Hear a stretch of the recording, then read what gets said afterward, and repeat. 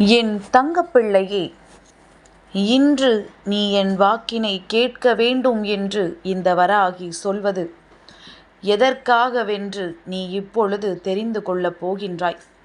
இந்த தாயானவளின் அன்பு கட்டளையாகவும் உனக்கு நான் இதனை கேட்கச் சொல்லி இருக்கின்றேன். அப்படியானால் என் பிள்ளைக்கு நாளைய விடியலில் நடக்கப் போகின்ற ஒரு அதிசயம் என்னவென்று இப்பொழுதே நான் சொல்லிவிட வேண்டும். நாளைய விடியலில் உன் மனம் விரும்புகின்ற விஷயம் ஒன்று நான் சொல்கின்ற இவர் மூலமாக உன் வாழ்க்கையில் நடக்கப் போகின்றது.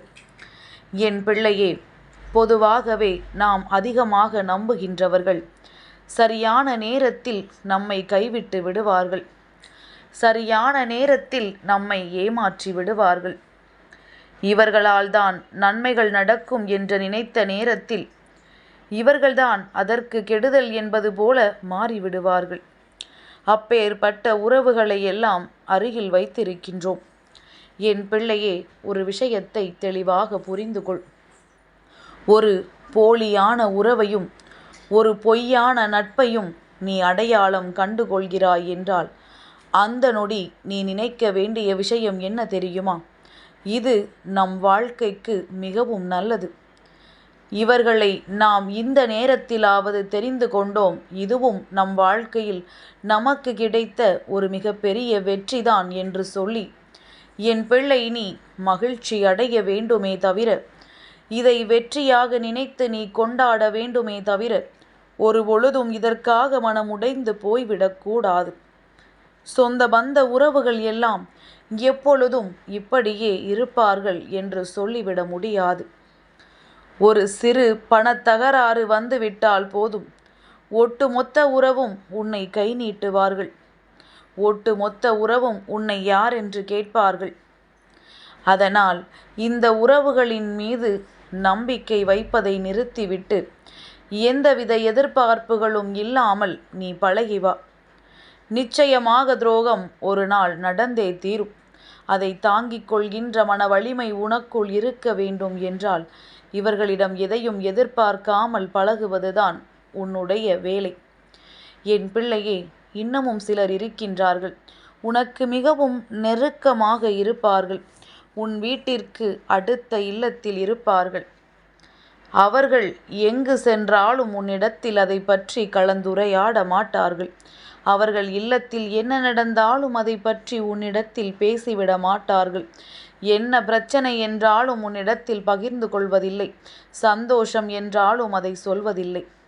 ஆனால் அவர்களுக்கு ஒரு காரியமாக வேண்டும் என்றால் உடனடியாக உன்னை தேடி வந்து ஒன்றுமே நடக்காதது போல பேசி உன்னை அந்த காரியத்தை செய்ய வைத்து விடுவார்கள். இதில் யார் திறமைசாலி என்று நினைக்கின்றாய்? அவர்கள்தானே திறமைசாலி.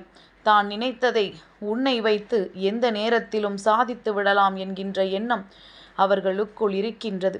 அதனால் அவர்கள் எந்த நேரத்திலும் எந்த சூழ்நிலையிலும் அவர்கள் வாழ்க்கையில் நடக்கின்ற விஷயங்களை பற்றி வெளியில் சொல்வது கிடையாது. எத்தனையோ உதவிகளை செய்கின்ற உன்னிடத்திலேயே அதை அவர்கள் தெரிந்து கொள்ளாமல் பார்த்து கொள்கிறார்கள் என்றால் எத்தனை திறமையானவர்கள் என்பதனை புரிந்து கொள். நாமும் இவர்கள் போல வாழ வேண்டும் என்று நினைக்காவிட்டாலும் குறைந்தபட்சம் நம் வாழ்க்கையில் நடக்கின்ற விஷயங்களையாவது நாம் மற்றவர்களுக்கு தெரியாமல் பார்த்து கொள்ள வேண்டும் என்கின்ற எண்ணம் உனக்குள் இருக்க வேண்டும். என் பிள்ளை, எத்தனை காலங்களாக இந்த வாழ்க்கையை நீயும் உனக்கானதாக்க முயற்சிகளை செய்து கொண்டிருக்கின்றாய். ஆனால் உன்னுடைய முயற்சிகளில் வெற்றியானது உனக்கு எப்பொழுதுமே கிடைத்து விடுவது கிடையாது. என் பிள்ளையே, ஒவ்வொரு மனிதர்களினுடைய மனநிலையையும் கண்டு இந்த வாழ்க்கையில் நீ சோர்ந்து போய்விட்டாய் என்றுதான் சொல்ல வேண்டும். ஏனென்றால் உன்னுடைய குணத்தை போல மற்றவர்களிடத்திலும் நீ எதிர்பார்க்கின்றாய். நீ காட்டுகின்ற அன்பை மற்றவர்களிடத்தில் எதிர்பார்க்கின்றாய். ஆனால் அதுபோன்று உனக்கு எந்த ஒரு அன்பும் இதுவரையிலும் கிடைத்ததில்லை. ஒருவேளை இது உண்மையாக இருக்குமோ என்று நினைத்து முடிக்கின்ற நேரத்திலேயே இல்லை இல்லை, நானும் போலிதான் என்று சொல்லி நிரூபித்து விடுகின்றார்கள் சில உறவுகள். அப்படியானால் என் பிள்ளையே, இதையெல்லாம் நீ கட்டாயமாக தெரிந்து கொள்ள வேண்டிய நேரம் இந்த வாழ்க்கையில் உனக்கு இருக்கின்றது. என் குழந்தை, இப்பொழுது நான் சொல்கின்ற இந்த ஒருவர் உன் வாழ்க்கையில் உனக்கு மிகப்பெரிய உதவியை நாளை செய்ய போகின்றார். உதவி என்றால் என்ன தெரியுமா? சட்டென்று பணத்தை அள்ளி கொட்டுவது அல்ல, சட்டென்று நீ நினைத்த காரியத்தை முடித்து கொடுப்பது அல்ல.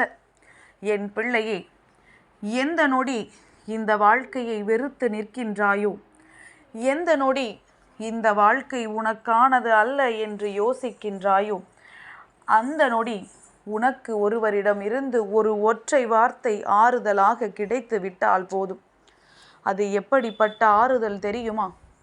உனக்காக நான் இருக்கின்றேன், உன்னால் நிச்சயமாக முடியும், எதற்கும் கலங்காதே, வாழ்க்கையில் எதற்காகவும் கவலைப்படாதே, எந்த ஒரு சூழ்நிலையை கண்டும் நீ வருந்தாதே, எல்லா நேரத்திலும் உனக்காக நான் இருக்கின்றேன் என்கின்ற ஒற்றை வார்த்தைதான் அவர்களால் உனக்கு மிகப்பெரிய காரியங்கள் எல்லாம் ஆகாமல் இருக்கட்டும். ஆனால் இவர்கள் சொல்கின்ற இந்த வார்த்தைகள் உன் வாழ்க்கையின் உனக்கான மிகப்பெரிய உந்து சக்தியாக இருக்கும். நீ செய்கின்ற விஷயத்தை உனக்கு தெளிவாக கொடுக்கும். வாழ்க்கையில் நாம் எதற்காக இத்தனை கஷ்டங்களை சுமக்கிறோம் என்பதனை உனக்கு வெளிப்படுத்தி காட்டும். எல்லா நேரங்களிலும் எல்லா கஷ்டங்களையும் சுமந்து என் பிள்ளை தவிக்கின்ற நேரத்தில் இந்த வாழ்க்கை நமக்கு இப்படியும் ஒரு சூழ்நிலையை கொடுக்கிறதே என்று எண்ணி என் பிள்ளை நீ மனமகிழ்ச்சி அடைவாய். நாம் எல்லாம் முடிந்து விட்டது என்று நினைக்கின்ற நேரத்தில்தான் இதோ எதுவும் முடியவில்லை, இப்பொழுதுதான் ஆரம்பித்திருக்கின்றது என்று சொல்லி ஒரு உறவு உன்னிடத்தில் வருகிறது என்றால் அதைவிட சந்தோஷம் வாழ்க்கையில் வேறென்ன இருக்கப் போகின்றது? அப்பேற்பட்டவர் நாளைய விடியலில் உனக்கு உதவியை செய்யக்கூடியவர் யார் தெரியுமா? என் பிள்ளையே, நாளைய விடியலானது ஏகாதசியினுடைய வெற்றி விடியல். நாளை பெருமாளினுடைய அருளை நீ பெற வேண்டிய விடியல். என் பிள்ளையே, பெரிதாக ஒன்றும் வேண்டாம். நாளை உன்னிடத்தில் துளசி இலை இருந்தால் போதும். துளசி இலை தீர்த்தத்தை அருந்து பெருமாளை மனதார நினை.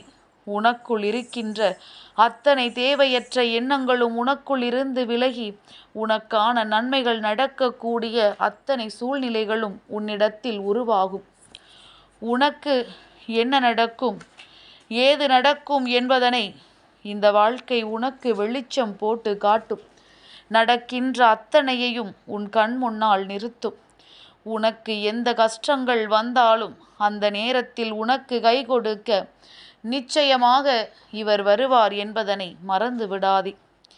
என் பிள்ளையே, பெருமாளினுடைய அன்பு ஒருவருக்கு கிடைத்து விட்டது என்றால் அவர்களினுடைய பணத் தேவைகளும் சரி, வாழ்க்கையில் இருக்கின்ற சண்டை சச்சரவுகளும் சரி, எல்லாம் சரியாகி அவர்களுக்கு நல்லது நடக்கும். அவர்கள் வாழ்க்கையில் பல நன்மைகள் தொடர்ந்து நடக்கும். இனி வரும் மாற்றங்களை எல்லாம் எதிர்கொண்டு இனி வருகின்ற நேரங்களை என் பிள்ளை நல்லபடியாக எதிர்கொள்ள நீ எப்பொழுதும் துணிந்து நில். என்றும் நான் உன்னை அன்பால் அரவணைக்கின்றேன். நாளை ஏகாதசியின் விடியல் என்பதனால் பெருமாளினுடைய அருளையும் நீ பெற்றுக்கொள்ள வேண்டும் என்கின்ற நல்ல நோக்கத்தில்தான் அம்மா உனக்கு இதனை சொல்லி இருக்கின்றேன்.